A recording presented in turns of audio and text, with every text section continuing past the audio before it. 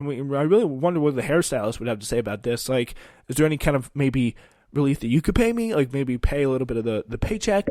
Maybe help me out with that, Shelly, before sending me into harm's way to cut people's hair? Like, maybe there's any assistance you could provide me so we keep everyone safer? No, that is, like, that cannot be. There's no way. It's not going to happen. Yeah, that's something that we have very, very, very, very clearly seen happen time and time again. So, all right.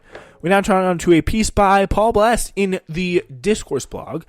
In 2016, I was in Columbia covering the final days of the South Carolina primary. The previous day, I had visited a room full of passionate Bernie Sanders volunteers near Greenville and joined one of the most passionate as she canvassed suburban neighborhoods, asking people to vote for Sanders. The next day, I waited for the inevitable Hillary Clinton victory party. The polls had been closed for a whopping 5 seconds before the winner was announced. Sanders had not even cracked 30% of the vote. 4 years later, it took roughly an equal amount of time for the networks to call the 2020 South Carolina race for Joe Biden.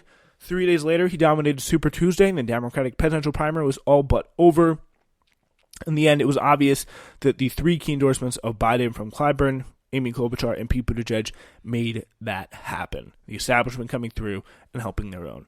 Throughout the last 4 years of Donald Trump, it felt at times like all the enthusiasm and the electoral momentum was on the left, if not the emerging new socialist left, led by Sanders and an army of DSA-affiliated volunteers, than the broader progressive movement as a whole.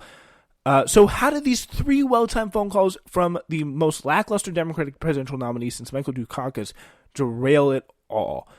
All of these postmortems of the Sanders campaign appear to come down to 3 competing theories: that the Sanders campaign didn't trace traditional Democratic constituencies hard enough and was at times outright hostile towards them, that the Sanders campaign did not go hard enough after Joe Biden in the favor of liberals, that the left was a paper tiger, vastly overestimating Sanders' 2016 strength. They want to believe that the left is weak and it was a fluke.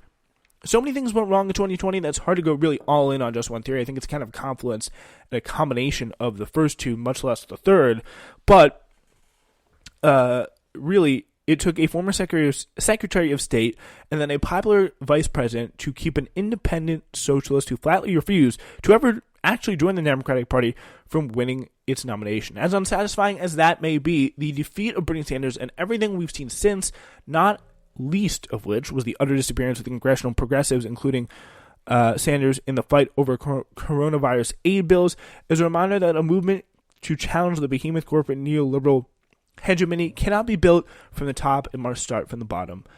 That's exactly where we find ourselves. So some good words of wisdom from Paul Bless there. It's only a part of the article, but that's all the time we have for today. Thank you so much for listening. We will be back coming tomorrow. Yeah, we're going to be back tomorrow talking more about all of this. Thank you so much for listening. It's Newsflash.